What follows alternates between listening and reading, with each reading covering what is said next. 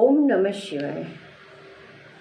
આત્મચિંતનમાં મિત્રો આપણે જોઈએ કે શ્રી રામકૃષ્ણ પરમહંસે કહ્યું કે આ સંસારમાં રેતી અને ખાંડ ભેળસેળ થયેલા છે.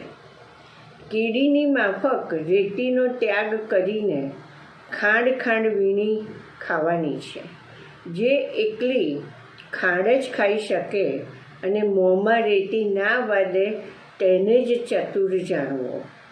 રેતી મોંમાં જવાથી શું થાય અને ખાંડ જવાથી શું થાય? બસ સંસાર અને ઈશ્વરમાં આ જ તફાવત છે જે તમારે સમજવો જોઈએ. બસ આટલું જ છે મિત્રો. એટલું બધું સરસ કહ્યું કે રેતીને ખાંડ. હવે કીડીનું ઉદાહરણ આપ્યું કે કીડી જે છે આટલી નાની છે પણ તે ખાંડ જ લે છે, રેતીને આખી સાફ કરી દે છે અને પછી તે ખાંડ ખાય છે. એમ આપણું મન અને બુદ્ધિ જેટલું સંસારમાં રહેલા છે, જેટલામાં હું ને મારું સખત છે, એને પહેલાં નિરીક્ષણ કરી અને એને એકનો વિચાર કરી, નિરીક્ષણ કરી, મનન કરી એને દૂર કરવાનું છે કે ખરેખર આ મારા છે.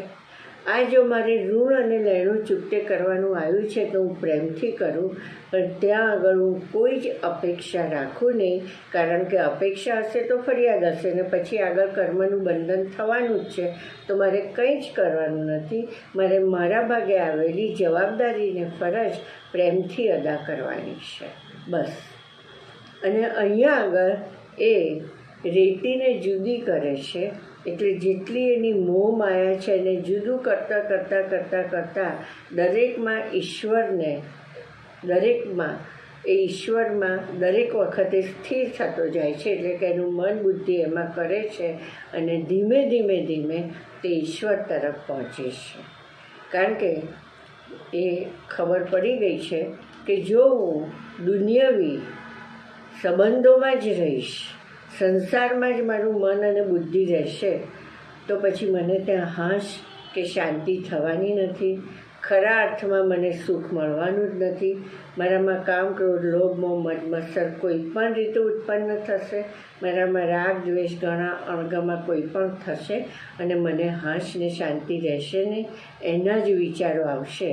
એટલે મારે એ જોઈએ જ નહીં. મારે તો ઈશ્વર જ જોઈએ. ત્યાં જ હાશ છે, ત્યાં જ શાંતિ છે. એટલે એ રેતીને મોંમાં જવા દેતો નથી. એટલે કે સંસારમાં એનું મન અને બુદ્ધિને તે જવા દેતો નથી અને ઈશ્વર તરફ તે જવાનો પ્રયત્ન કરે છે. ઈશ્વરમાં જ મન અને બુદ્ધિ સ્થિર કરવાનો તે પ્રયત્ન કરે છે.